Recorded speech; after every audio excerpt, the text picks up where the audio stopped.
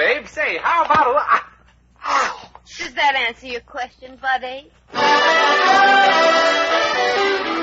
The Adventures of Maisie, starring Ann Sothern. You all remember Metro-Goldwyn-Mayer's famous Maisie pictures. In just a moment, you'll hear Maisie in radio, starring the same glamorous star you all went to see and loved on the screen, Ann Sothern. But first, your announcer.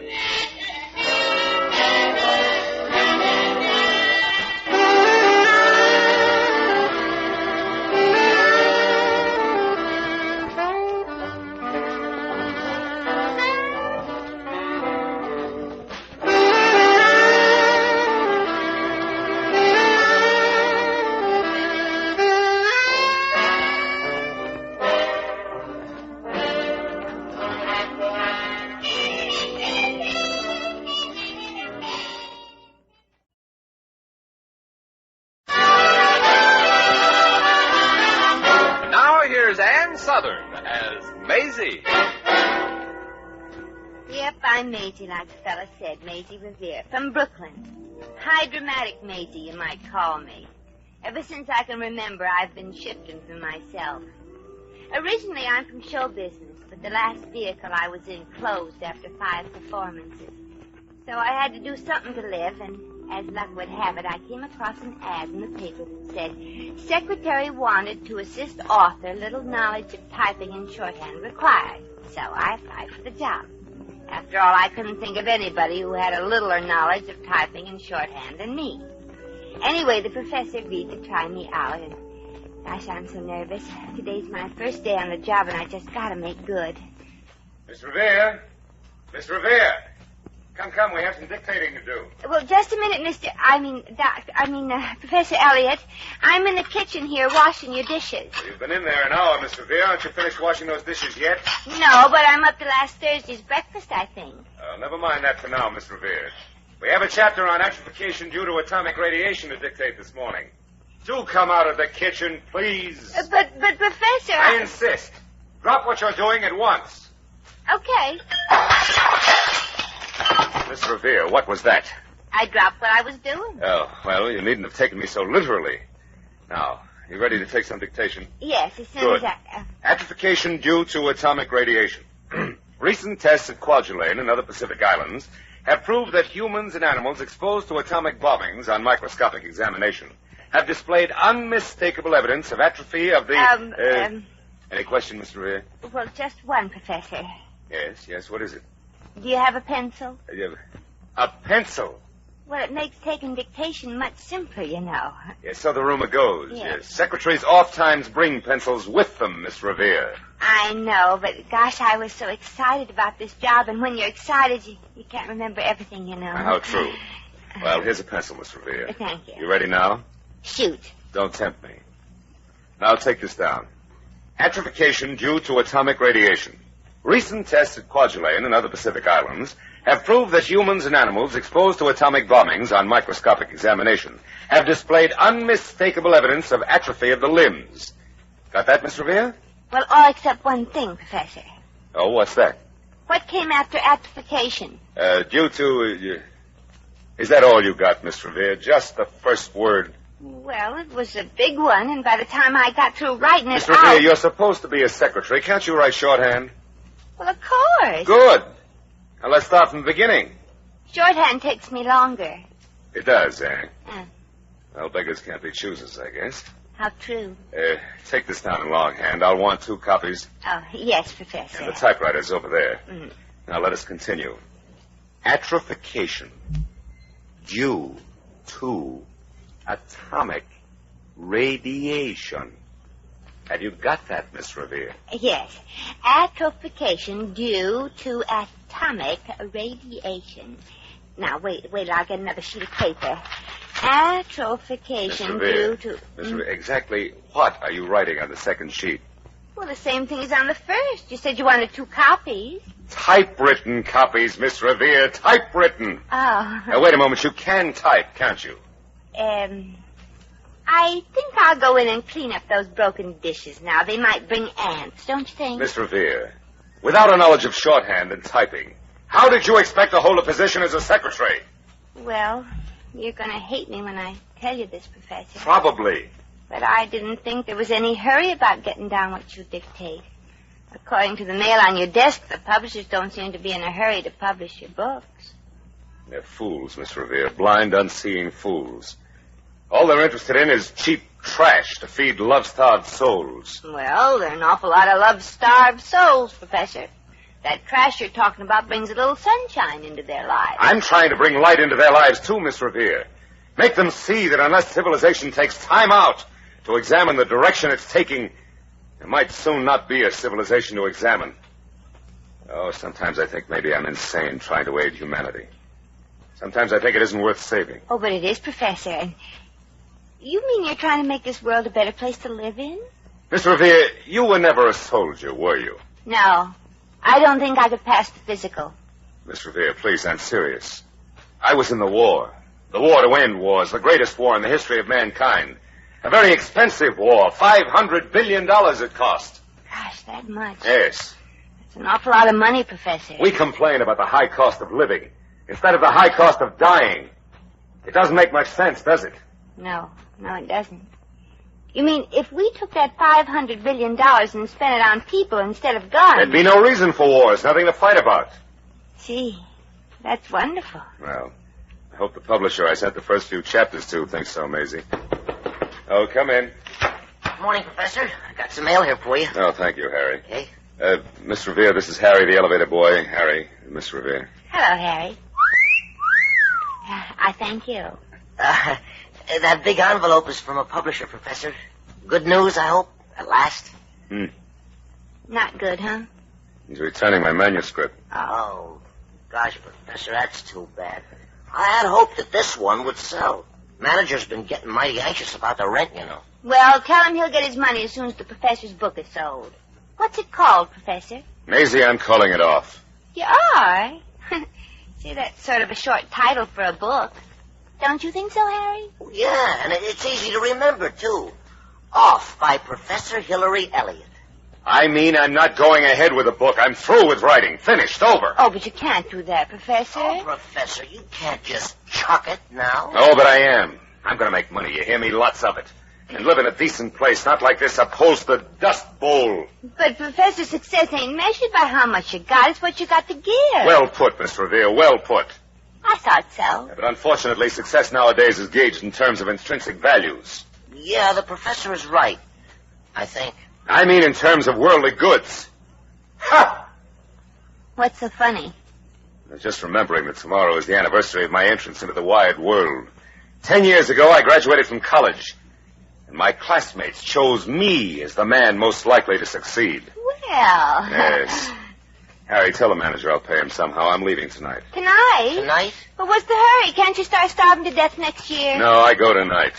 Because tomorrow night I'm invited to an alumni dinner. Oh. You don't like alumni. They don't taste good, maybe, huh? Oh, they're delicious. But at that dinner, one person will be named top man of his class. That means the one who has accomplished the most since graduation. Oh, and you're sad because you think it might not be you, huh? Because I know it won't be me, and I can't blame them. Well, bye now. I'll be back for my thing. Well, now, look, Doc, don't go now. Let's kick this thing around a little longer, say for a couple of years. Yeah, sure, Doc. What's your hurry? Because I'm expecting a fellow graduate to pop in on me today to inquire about my financial assets. I want to save myself the embarrassment of emptying out my pockets and showing it. Oh, gosh, Miss Revere, the professor scrammed in such a hurry he ripped his coat on the doorknob. He's going to look even less successful now. Harry, I've got an idea. The professor is discouraged about his work because he ain't had no recognition, right? Right.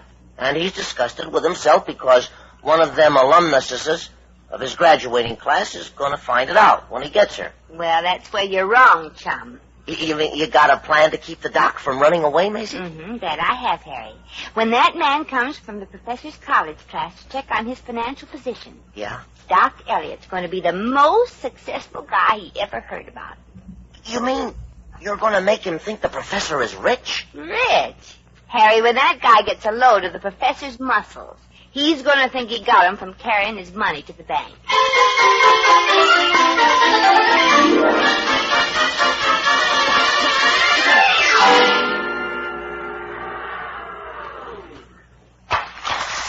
Here you are, sir. 4th floor. Thank you, son. What's the number of Professor Elliot's apartment, please? 401, right across the hall, sir. Hey, pardon me, you must be the one Maisie's expecting. Maisie? Yes, sir, Maisie Revere, the professor's secretary. She said to show you right into the joint when you arrived. This way, please. Mm-hmm. Look, son, I don't know who this Maisie person is expecting, but I am from the Treasury Department. Huh? And I'm here to check on Professor Elliot's last tax report. Oh, you're not from the college? I mean that aluminum stuff? No, just that gold and silver stuff. Gold? Gosh, you mean the professor owes the government money? No. As a matter of fact, his report showed so little income, he has a refund coming to him, I believe. I'm just here to check further. Oh. Oh, hello, Harry. Sir, I'm sorry to have kept you waiting, but I was busy fixing up my stockings. Cheap pair, you know. Every time I walk, they run. This the fellow, Harry? I'd like to talk to you, Maisie. I'll talk first, son. Bit of a hurry, you know. Miss Revere, my name is Hinchley. I'm here to ask a few questions about Professor Elliot's income. Oh, I'm glad. Come in, Mr. Hinchley.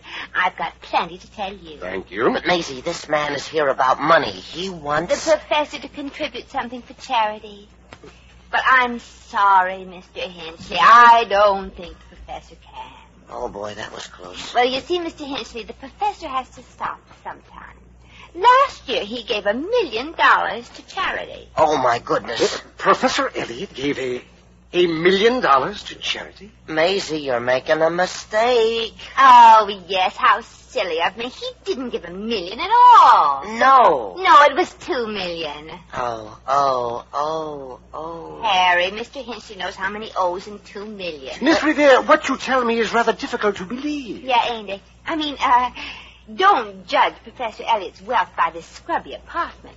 All billionaires are eccentric, you know. Billionaires? Why I said what you tell me is hard to believe, Miss Revere, is because we understood Professor Elliot's income for last year to have been only $2,000. Oh, it was? Yeah. $2,000 a day. Oh, fine. You see, he doesn't pay taxes to the government. He just calls them up every year and asks them how much they need. Maisie, the professor ain't gonna like this. I know, but he's very modest about being filthy rich. But I think people should know how successful he is. Don't you, Mr. Hinchley? Oh, yes, indeed. Miss Revere, there's one other person I'd like you to tell about Elliot's fabulous income. My superior. Oh, you mean the head of the investigating committee? Yes, you might call him that. And Mr. Jones. Uh-huh. He'll be around to check further on Diamond Jim's enormous wealth. Now, goodbye now, and thank you. Oh, thank you, Mr. Hinchley, and I hope you'll recommend that the professor gets everything he deserves. I think you can count on that, Miss Revere. Yes. Well, good day. Harry, what did he mean by that last remark? That's sort of obvious, ain't it? Oh, you sure fixed the professor up good. You mean you think they'll choose him? From now on, he'll be a somebody, a name? No, a number. Harry, I don't get it. Maisie, I've been standing here trying to tell you all along that Hinchley ain't from the college aluminum committee. He's from the income tax department. Income tax? Sure. Oh, my gosh. And he believes all those lies about the professor's income. Yeah, he was here to refund dough on last year's tax. Now they'll probably send him to jail for defrauding the government with a false tax return. Oh, Harry, I got the prof into this mess, and I'm going to get him out of it. How? Well, there's only one way to do it. One way? What's that? You got any ideas?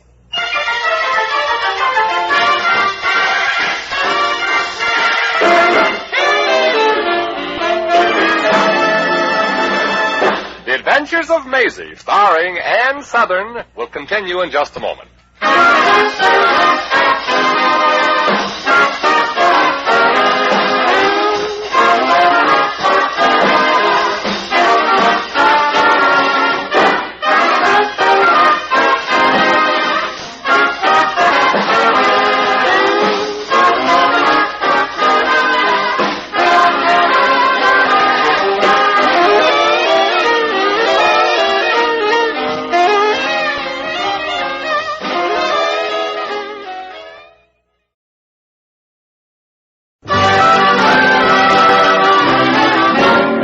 Back to Maisie. Let us come to order now, gentlemen. Thank you. Fellow alumni, I'm pleased to announce the results of the votes to choose the most successful member of our good old class. Here, here. By unanimous agreement, the committee has decided upon Professor Hillary Elliot. Chairman Jensen, I should like to congratulate the committee on our choice. Of course, others of our esteemed class have been more successful financially in the 10 years since graduation than our confrere, Dr. Elliot. But after all, there must be something more important than money. Like what, Mr. Cabot? That's a very good question. In the many years since I've known I'll answer Professor that Elliot... question, Mr. Cabot. Humanity is more important than money, brother graduate. Here, here. And Dr. Elliot deserves the honor of being selected the most successful graduate of our class because of the many great works he has written to make this world a better place in which to live. Mr. Cabot. Yes, Mr. Chairman? I now appoint you as a committee of one to call upon Professor Elliot and we'll check on his financial status. Financial status? Mm-hmm. But I thought money wasn't important. True. But before we bestow this great honor on Dr. Elliot, we must ascertain whether he is, that he isn't, Make sure that he ain't no bum. Yes. We must make sure that the good doctor has some source of revenue. Very well, Chairman Jensen. I'll check on Elliot and report back to the committee later in the day. Here, here.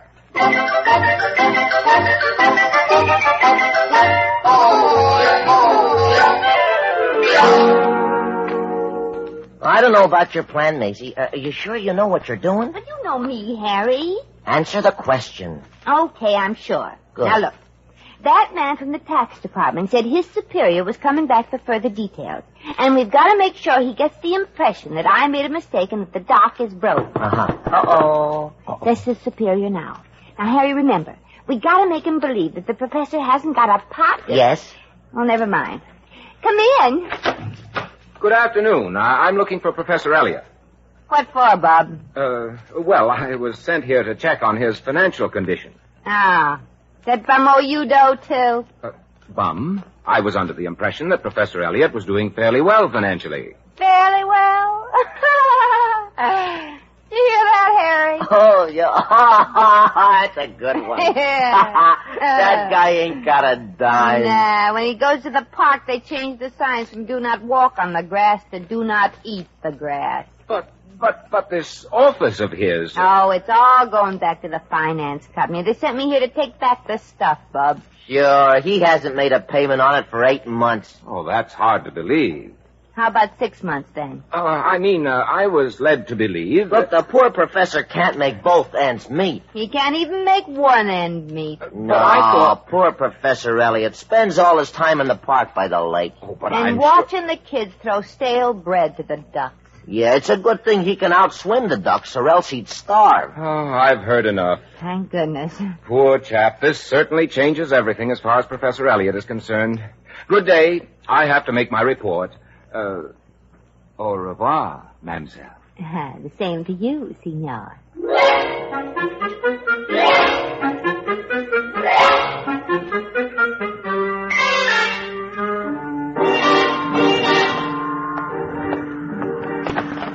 Oh, I'm terribly. Pardon me, sir. I didn't see you coming.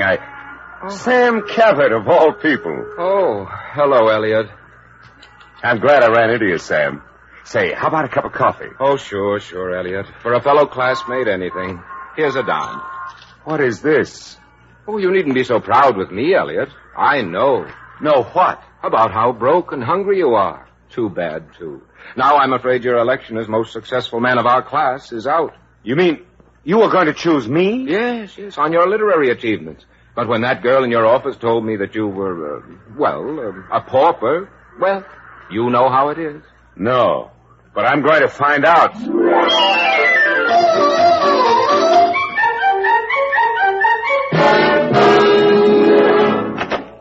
Oh, hello, Professor. What's the matter? You look like you just lost your best friend. No, Miss Revere, but you're close. I only lost the honor of being elected the most successful man of my class. Miss Revere, why did you do it? Do what? My dear young lady, I wasn't born yesterday. Well, of course not. You couldn't have grown so much in one day. Why did you tell that man that I was a pauper? Ah, you mean the investigator? Yes, for the Alumni Award Committee. Alumni Award Committee? Oh, gosh. I thought he was from... From where? I refuse to answer that until I talk to my lawyer. Miss Revere, I'm expecting an answer. What is this all about? I'm afraid to tell you, Professor. But I will when you're alone. I'm alone now. No, you're not. I'm with you.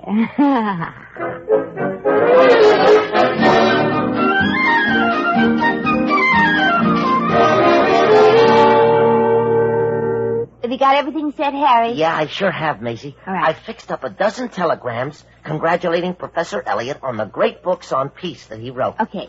I got them from Yale, Harvard, Princeton, William and Mary. William and Mary who? That's a college, Maisie. Oh, yes, of course. I wanted to make sure that you knew. Maisie, I still don't understand how you persuaded that Mr. Jensen to come here. Oh, it was easy. I just got down on my knees and begged him. Oh, you're wonderful, Maisie. He wouldn't come when I tried that. Well, naturally. You don't have my knees. Come in. Oh, good evening, Miss Revere. I'm here as you wished. Oh, do come in, Mr. Jensen. Miss Revere, you had some proof to show me of Professor Elliot's importance in the sciences. Oh, yes, Mr. Chairman. Here, take a chair. Thank you. Read these telegrams. Very impressive. Well, naturally. They were written by great brains. Gee, thanks. Shh, Harry. This one here, Mr. Jensen, was sent to the professor by the principal of Harvard, congratulating him on his work in splitting the atom. Dr. Elliot split the atom? Well, not exactly. He just cracked it a little. Yeah, and after that, even a kid could split it. With a toy hammer, I imagine. Well, I'm back. I've got my ticket and everything. Jensen, what are you doing here? Oh, well, he was just leaving, aren't you, Mr. Jensen, please?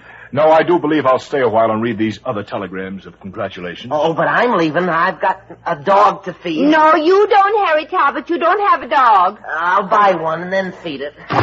Miss Revere, what's this telegram thing all about? Well, Professor Elliot, I cannot tell a lie. You can't? No, but I'm going to try. Professor Elliot, you're not going to believe this, but you've suddenly become quite famous. Quite, Elliot. According to these telegrams, you are the idol of such chaps as Georgie Berney Shaw. Who? King Gustav of Sweden. Oh. A half-dozen college presidents. And Willie Shakespeare. Shakespeare? He's dead and buried. Tell him to move over. I'm going to be joining him. Look, Professor... Now, you look, Miss Revere. Haven't you made enough of a... Jerk? Yes. Thanks. Oh, Maisie, you made enough of a fool of me without using telegrams from stooges to make it any worse. But, Professor, all I wanted to do was... Come in. Professor Elliot, I know I'm not smart like you, Oh. but... Pardon me. My name is Jones. I'm looking for Professor Hilary Elliot. I'm Elliot. Good. I am head of the income tax department. Oh, another stooge. Maisie, tell him the game is over. I don't want to play. Well, look, Doc, I have a confession The to doc make. has the confession when he intends to pay the $1 million he owes for last year's income tax. Well, Elliot, this is interesting. $1 million tax. Oh, that's silly. I don't owe $1 million. No. No, I owe $2 million. Or is it 3? Let's not be pikers. Professor, shut up, will you? Visiting days are only once a week. Now, look, Mr. Jones, you can drop your masquerade right now. You'd better come with me, Professor Elliot. J. Edgar Hoover wants to meet you. Go away, funny man, before I lose my temper. Professor, will you listen to me? No! Elliot, for the last time, come along. I wouldn't want to use force. Why not? I'm in the mood for it. Well, you Keep away asked from me, for it. stooge. I'm warning you. Professor! Oh! Miss Revere. I couldn't help it. She got in the way. Maisie, are you all right? Speak to me. Say something. Elliot, this wouldn't have happened if you hadn't lost your temper. I checked on this whole farce this afternoon. Miss Revere was merely trying to rectify the false impression she gave to the tax department. What false impression? Well, Mr. Jones, Professor Elliot neither earned a fortune last year, as you were led to believe, nor is he the pauper our alumni committee thought he was. Gosh. And Maisie was just trying to... Looks like it, Doc. She stuck her chin out for you plenty. Yes. Poor child. Lying there so pale. So still. So beautiful. Maisie, open your eyes. Mm-hmm. Speak to me just once. Mm-hmm. I'll never give up my work. I'll turn out all the books you want me to. Well, you put that in writing, Professor, and you've got a deal.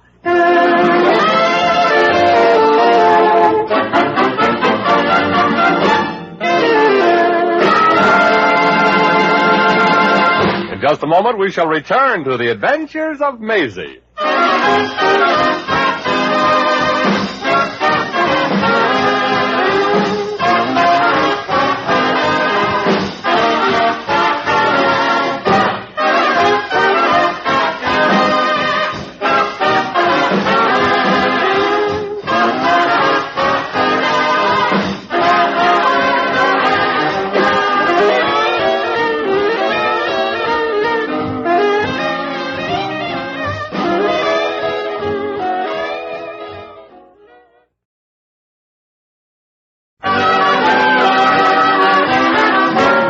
Once again, here's Maisie. Well, I couldn't blame the professor for being mad. He had a perfect right.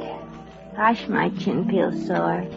That tax man had a perfect right, too. Well, it was worth it, though. Giving the professor the courage to carry on and help give this world a chance to at least break even with itself. You know, it's a funny thing. Just a few short years ago, all the civilized people in the world were fighting, and the cannibals were at peace. Makes you think a little, don't it? Well, I gotta get back to my room. I got some unfinished worrying to do.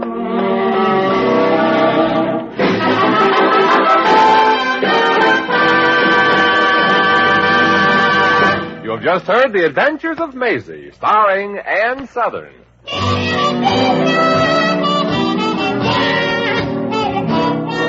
Maisie was written by Arthur Phillips. Original music was composed and conducted by Harry Zimmerman. Supporting cast included Gerald Moore, Howard McNear, Peter Leeds, Donald Wood, Junius Matthews, and Sidney Miller. Jack McCoy speaking.